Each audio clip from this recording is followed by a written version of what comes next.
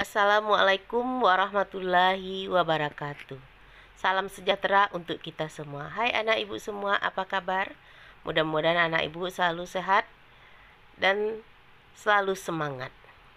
Pada hari ini kita akan membahas tentang teks laporan percobaan.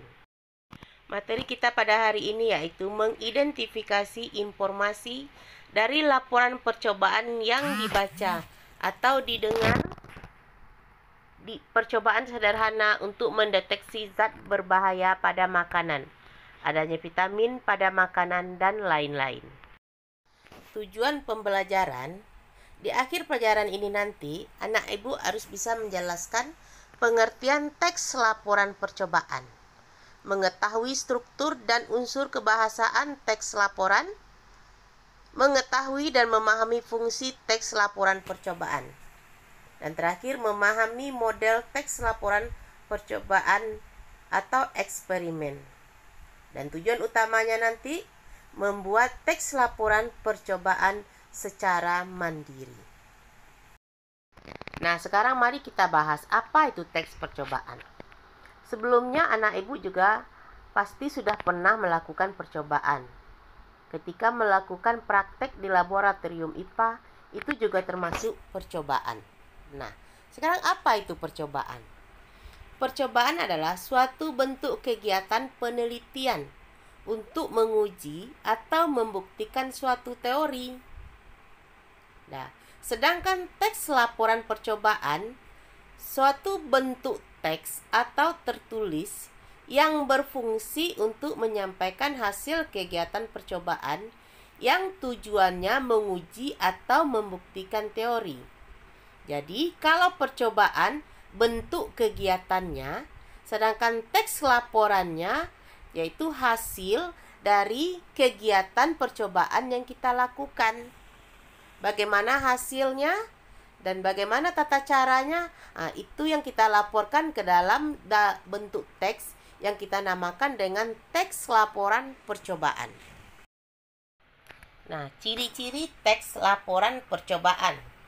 Yang pertama, objektif, yaitu menyampaikan informasi atau data sesuai dengan keadaan yang sesungguhnya. Apabila hasil tidak sesuai hipotesis, sampaikan apa adanya sesuai dengan hasil percobaan yang sudah kita lakukan. Jadi kita tidak boleh membuat sesuatu itu baik sementara hasilnya tidak baik. Jadi kalau memang dia tidak baik, kita laporkan sesuai dengan hasil yang kita dapat. Ciri teks laporan percobaan yang kedua yaitu berupa fakta. Hasil yang disampaikan dalam teks laporan percobaan harus yang sudah dilakukan. Penyampaian kalimat pun harus berupa fakta. Jadi, laporan yang kita buat harus yang sudah kita lakukan. Jangan hanya mengira-ngira. Dan kalimat pun harus berupa fakta. Contohnya, dalam kandungan kecap terdapat 9 gram lemak. Jadi tidak boleh dalam kecap terdapat kira-kira 9 gram lemak. Itu tidak boleh. Jadi harus pasti, jangan pakai kira-kira. Kalau dia pakai kira-kira, itu namanya opini, bukan fakta. Ciri yang ketiga adalah lengkap. Jadi kamu harus menyampaikan semua informasi dalam teks laporan percobaan itu harus selengkap-lengkapnya, supaya pembaca bisa mengerti laporan secara utuh dan bisa bermanfaat. Sekarang kita masuk ke struktur teks percobaan. Jadi bagaimana struktur sebuah teks percobaan yang akan kita laporkan? Yang pertama, ada tujuan serta alat dan bahan.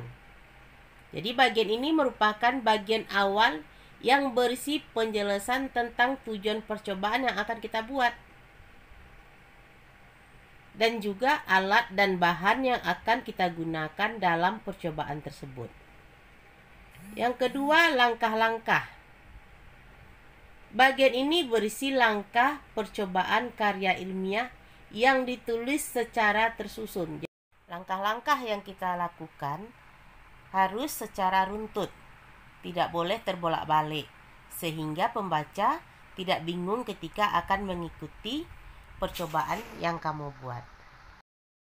Selanjutnya yang dilaporkan adalah hasil. Bagian ini menjelaskan hasil dari percobaan yang telah kita lakukan. Contohnya, seperti menjelaskan fungsi atau alat yang telah dibuat dalam percobaan ilmiah tersebut.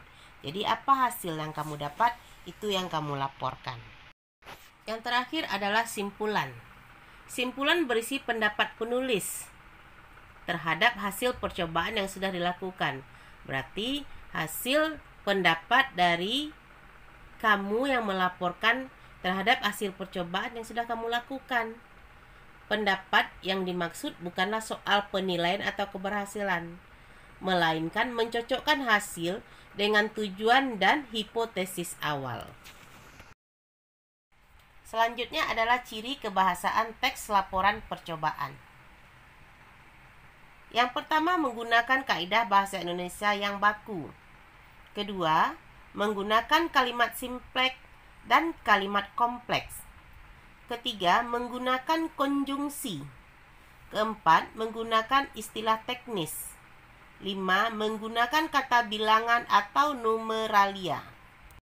Yang keenam, memperhatikan kata depan dan imbuhan awal. Nah, ciri kebahasaan teks laporan percobaan ini kita akan bahas pada video berikutnya. Oleh sebab itu, jangan lupa subscribe, like, dan komen ya. Dan jangan lupa pencet tanda loncengnya. Dan semoga video ini bermanfaat bagi anak ibu semua. Selalu semangat dan jaga kesehatan. Assalamualaikum warahmatullahi wabarakatuh.